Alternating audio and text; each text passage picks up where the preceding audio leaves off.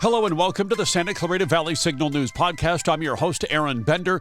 Thanks for listening as we go over the stories making news in the 661. Head over to Twitter at SCV Signal. Sign up for notifications so you never miss a story happening in our neighborhood. The big story this week, not just in Santa Clarita, but nationwide, the CDC saying people who are fully vaccinated against COVID-19 don't have to wear masks outdoors, even in crowded places, and for the most part, don't have to wear masks indoors. LA County Public Health Director Barbara Ferrer says the county and state are reviewing the CDC's recommendations to make adjustments to the orders currently in place. Kind of feel like the feds didn't really give anybody the heads up. They were throwing the mask recommendations out the window, considering just the day before, my friend at Fox 11, Alex Michelson, broke the story of Governor Newsom talking about dropping the mandate June 15th. Are we looking at masks after June 15th? No, only in those settings that are indoor, only in those massively large settings where people around the world, not just around the country, are convening and when people are mixing in real dense spaces. Otherwise, we'll make guidance recommendations, but no mandates.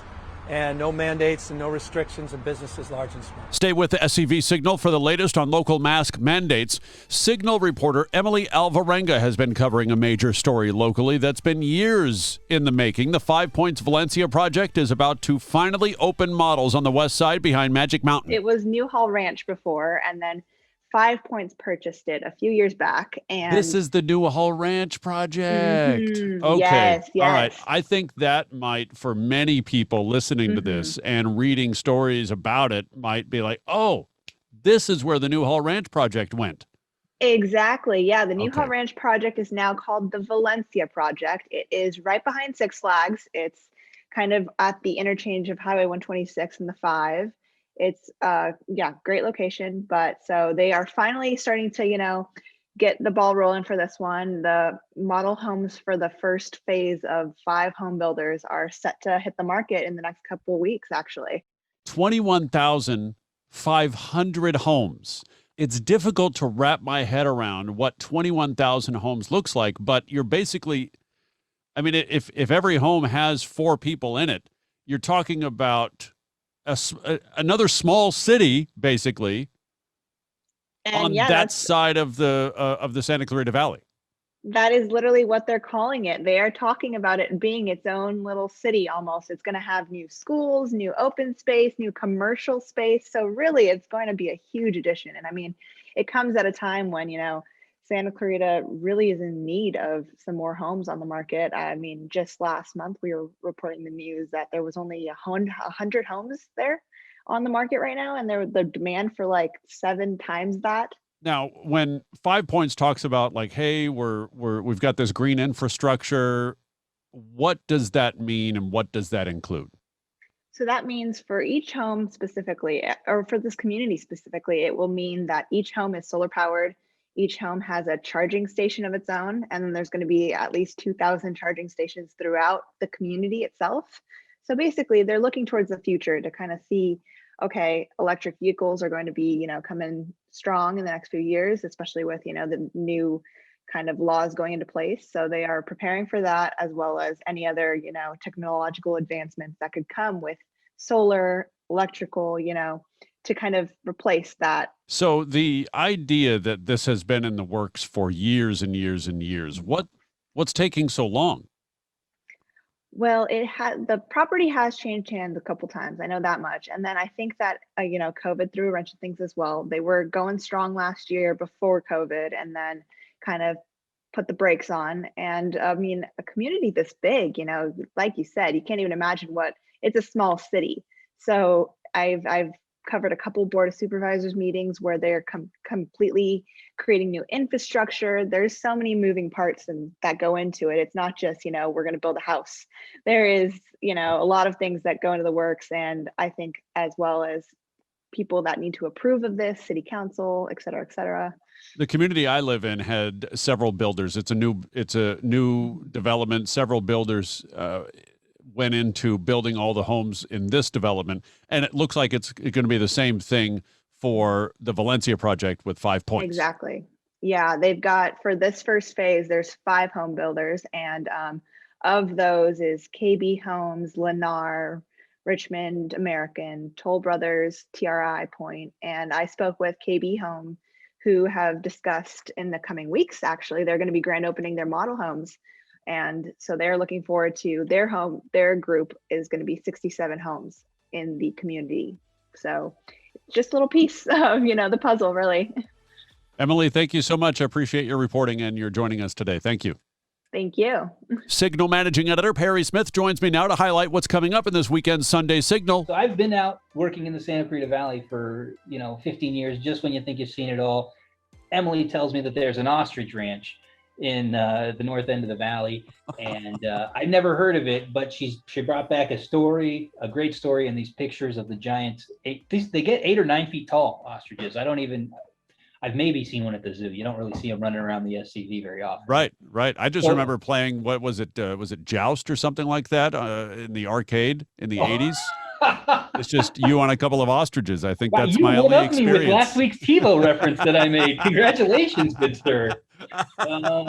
This is going to be the old man's podcast. But that's cool, though, an ostrich farm or an ostrich ranch. Yeah, and there's a lot of products that come from this that I didn't even know about, like ostrich oil, and she just kind of mentioned some of this stuff, and it was really neat feature, and I learned a little bit about that.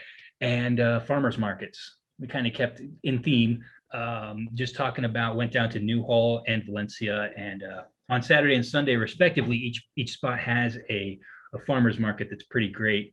Newhall, actually, if I can play favorites, that's mine, because it's walking distance from where I live in downtown Newhall, and it's a great spot. It's right next to the library, and on Saturday from 8:30 to 12:30, I definitely suggest checking it out if you're looking for like fresh produce or fresh meat. They have both.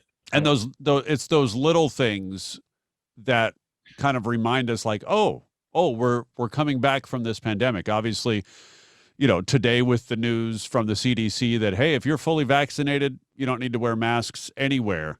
What a fantastic bit of news that was. Yeah. And on top of the kids getting vaccinated now too, I think we're really can say we're starting to turn the corner on this. So that's a good thing. And yeah, and people are out and the farmers market's still a relatively safe place to gather, because again, it's open air and you can keep your distance. And I think everybody in that crowd too is kind of, less likely to crowd up on you when you're waiting in line for your hummus or your churros or whatever your deal may be. So it is a great crowd, great community, and a nice group of people. So that was fun too.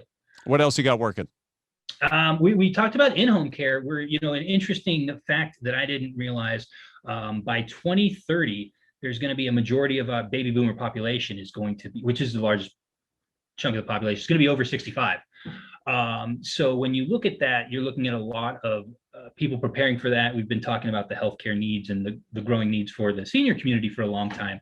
But that's something that we really looked at, as far as there was a lot of hesitancy to use some of those services during the pandemic. And now we're seeing those home care services come back in a big way, and people using those and looking for ways to make sure seniors are being taken care of and not getting neglected or abandoned or ignored. So good stuff there.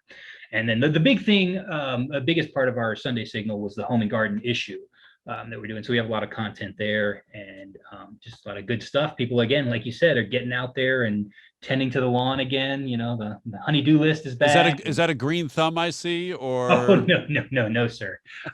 My one-bedroom space in Newhall does not allow for much gardening or land plotting. However, I do enjoy.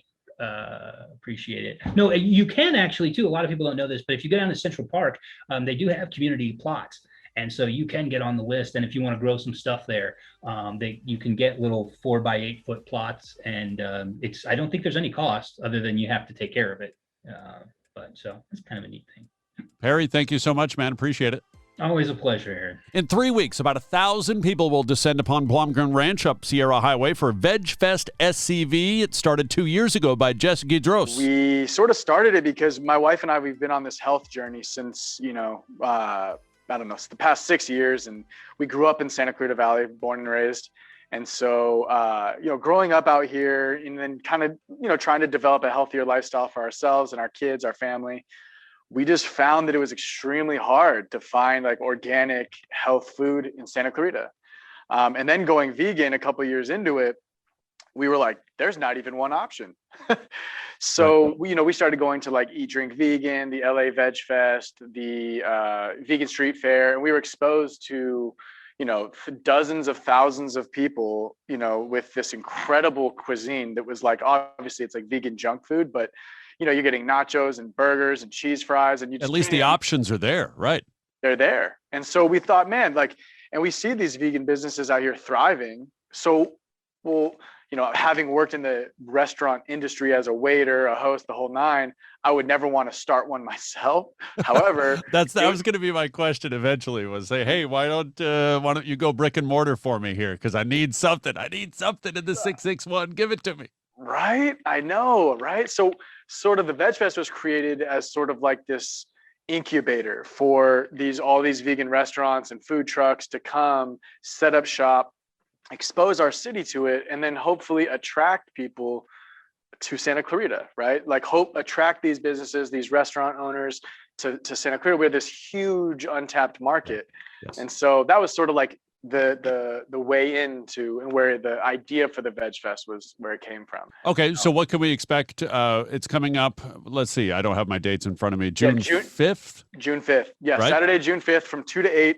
We're going to have about 10 to 12 different food trucks, a bunch of food tents set up. There's going to be a farmer's market, so a Veg Fest farmer's market with like everything from like cosmetics and jewelry and apparel and clothing. And we're even going to have Old Town Newhall will be there with their own spot, fruit and veggies. We got bounce houses for the kids, face painting, a big slack line, meditation, yoga, music, DJ, local wineries and breweries selling their beer and wine.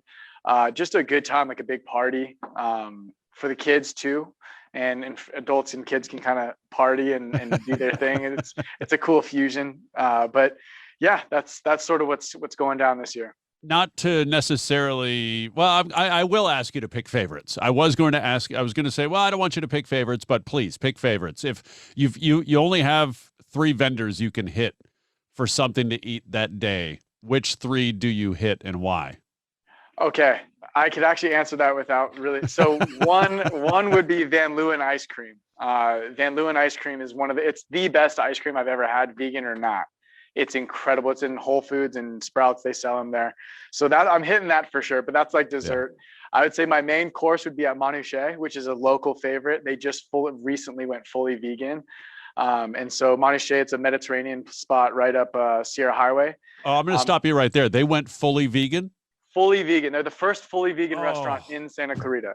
Thank you. They were actually one of the first that we patronized when we did go vegan. My wife in late 2017, we learned she had cancer. And so, in trying to just control what we could, we went vegan. And one of the first places we found was Manouche. And we were surprised at how much vegan how many vegan items they had on their menu. But to know now that they've gone fully vegan, because their vegan stuff is so good. So good. Yes. So good. It's delicious. And yeah, they're apparently the owner, her daughters are the ones who they're young, obviously younger, but they're the ones kind of pioneering that movement. Right. And like, Mom, let's just do it. Let's just go fully. And so that's okay. Really I'm gonna have to support that. That is fantastic. Fantastic. What's your number 3? Original Herbivore. They're going to be we're doing vegan vibes at Wolf Creek Brewery every Thursday leading up to the Veg Fest. And they are like a fried chicken barbecue sandwich, chicken, in quotes, obviously, fried like chicken sandwiches that are just like, they're so incredible. They're the best I've had. And they're definitely my cheat meal tonight, but those would be my 3 for sure. Nice. Very cool. Well, good luck. How can people get tickets? I know tickets are limited. You're capping it at about 1,000, right? How can people get tickets? VegFestSCV.com.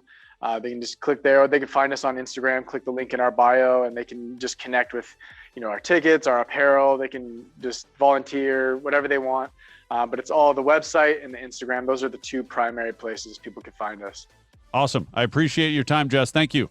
Yeah, Aaron, and it's so cool you're vegan. I had no idea that this is really cool, and thank you for reaching out. I appreciate it. For more stories and breaking news, head over to signalscv.com. Email me story or guest ideas at abender@signalscv.com and connect with me on social media at aaronbender.com. Thanks for listening. Be well.